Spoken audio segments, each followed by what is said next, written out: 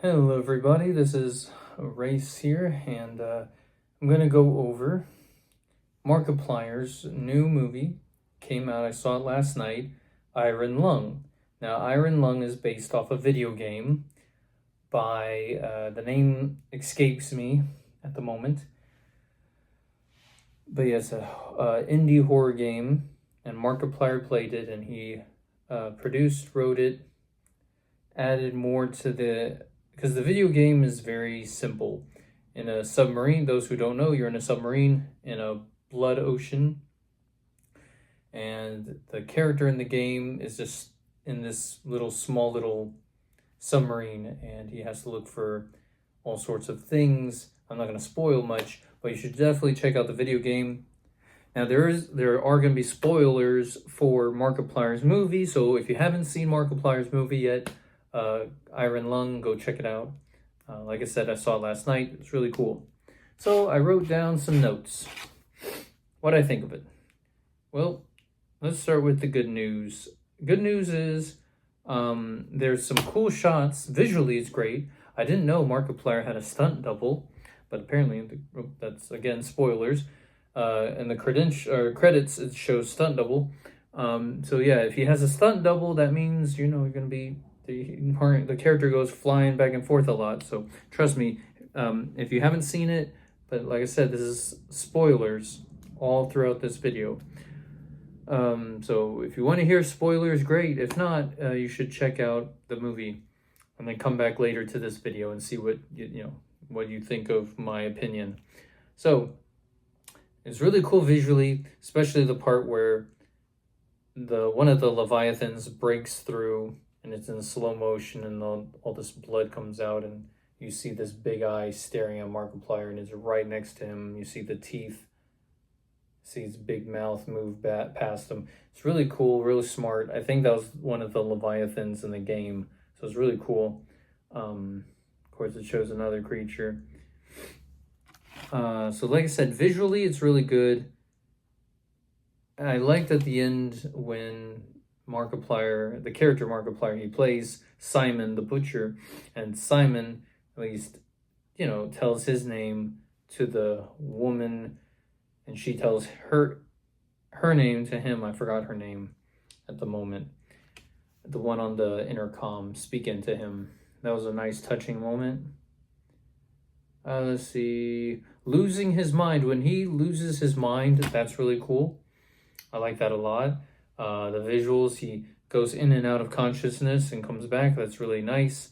You're not sure if this is a dream state or what's reality. So I like that a lot. It was funny when he typed in, he's trying to get the database information, and he typed in what he thinks would be password. So he puts password, then says password 1, and then he says the F word. Spells out F-U-C-K, yeah. And so I'm like, okay, that would be something Markiplier would do if he's playing his video games. Because I've seen plenty of his playthroughs, his horror games. And if his character in the video game goes up to a computer, he'll try to type out something to see. And Markiplier would write password or password 1, silly things like that. So that was funny. Now for the negative stuff that I could care less about or could do less with, too many F-bombs. I don't know about you, but I didn't like Markiplier cussing, or especially saying the F word so many times. I mean, occasionally throwing it here and there, fine, but he just says it way too much, in my opinion. As you know, if you didn't know, I'm a Christian, so I'm just saying, I'm not trying to be holier than art thou, but I just try to watch what I say. I try not to cuss. Cursing is never a good thing, in my opinion. It just makes you less intelligent. It's better. Anyway, so that's just my 2 cents. Too many F-bombs. Other things, vagueness. So with vagueness, what I mean is, here's heavy spoilers. So if you haven't seen Markiplier's Iron Lung, stop watching right now because I'm spoiling. You've been warned. So, heavy spoilers right here. Vagueness. And by vagueness, I mean childhood trauma, sacred tree explosions, CM2 data. So, what I mean by that is I don't like in movies or any kind of books, movies, any kind of form of media storytelling where, because I'm a storyteller myself, I even have something called Substack, which is just a website you can check out, and I have my stories that I've posted. What I don't like though with storytelling is if you say, oh, he said. Even CinemaSins will do this. They'll say, pronoun game, bing. Little bing goes up for the sin. So I don't like when movies, like in this case, Markiplier shows his childhood, this character's childhood, and it's very brief scenes, so you don't get much of anything. I mean, if Markiplier thought, or like, I mean, I don't know if I'm stupid, and I just it went over my head, but in my opinion, I was trying to focus on as much information they're trying to give through dialogue, through flashbacks. And it seemed like Simon, the character Markiplier plays in the story, his nickname is Simon the Butcher, so he killed people. But earlier he says he didn't kill people. He said, "Oh, that was an accident. It wasn't supposed to go like that. Like it was planned out. He planned out something, and it backfired. And then his friends died or his crew died. So he's blamed for that as a criminal." And he comes off as if, oh, I didn't purposefully kill them. But then later in the movie, Markiplier's character says, "They betrayed me." And it's like, they? Well, who's they? Please give me names. And if you're going to show flashbacks, show more flashbacks. Because you just see a brief scene where this guy looks at Markiplier, look at the camera and says, "You got to get out." And then there's a fire and an explosion happens. It's like, well, what was that about? Apparently, there was another ship that Markiplier was on, or his character was on, with another crew, and they don't, like, that's what I mean by vagueness. They don't go into what he did or what the plan was. If it was a plan, what were they doing? And then something went wrong, and again, vagueness, they don't tell you, and then it all goes awry, and he's the only survivor. And so, because like I said, in the beginning of the movie, he says it wasn't supposed to be like that. It wasn't supposed. So it was like, okay, so you had a plan, and then something backfired, and now everyone's dead, and they blame you, and they call you Simon the Butcher, like you're the murderer, like you did it on purpose. So it flip flops. Oh, well, did he kill these people on purpose, or as he stated, no, it was an accident. I didn't mean to. It wasn't supposed to be like that. So okay, well, which is it then? And then later in the movie, he says, like I said, they betray me. Well, so if they betrayed you, that kind of indicates you planned on killing them. Possibly. Allegedly, maybe. Or or for some reason you still worked with this crew, but they betrayed you. They somehow did something to you, and that's the vagueness that I don't like in movies. I mean, I don't know how long Markiplier, or if there's a time limit with how long he could make the film, but to me, it's just very vague with, okay, so he has his childhood, these kids are with him, or, his childhood with these other kids, he sees this tree, it's sacred, it's special, doesn't go much into that. Silly things that I didn't like, the dialogue, some of it I didn't like. For instance, when I believe it was, "Your hope is just as delusional as the stars." Well, that's silly because the stars in the sky are actually real. They're not delusional, right? Illusion and delusion, very similar.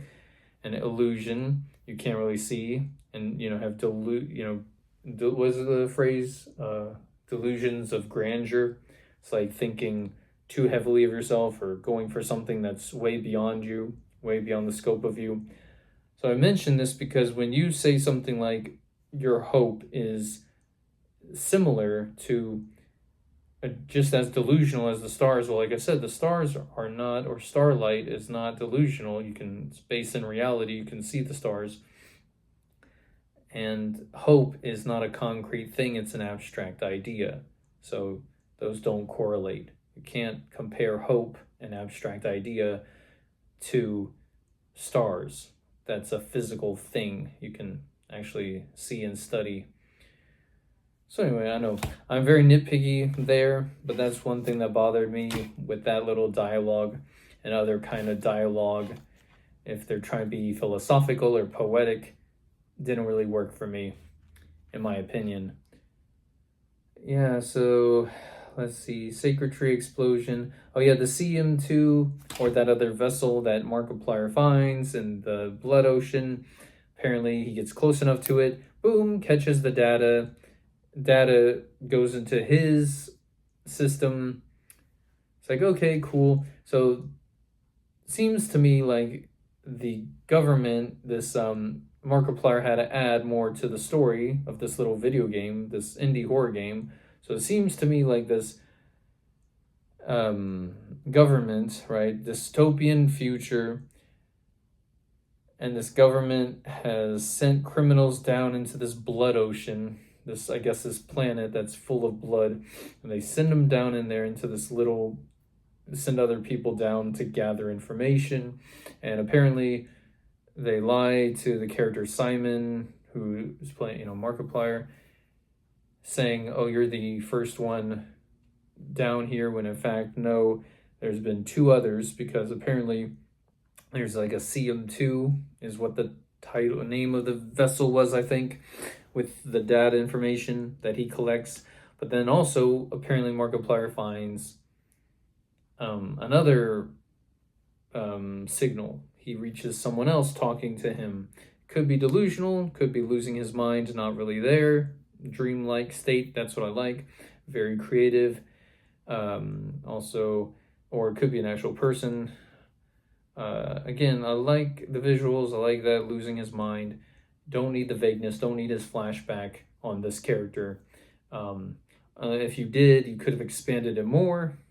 But again, I don't know how long the runtime they would allot you, speaking as if I'm talking directly to Markiplier, but and by the way, I actually have met Markiplier. I went to his improv tour that he did, and I actually got on stage with him. I was way in the back, and I was jumping up and down, cheering, and he caught me, and I saw him pointing at me. He's like, come on, yes, you. And I'm like, me? He's like, yes, you. So I ran. I was making sure he wasn't talking about anyone else, so I ran up there. That was cool, an experience you can find on YouTube. But anyway, enough about me. More so about Markiplier's Iron Lung. Like I said, like the visuals.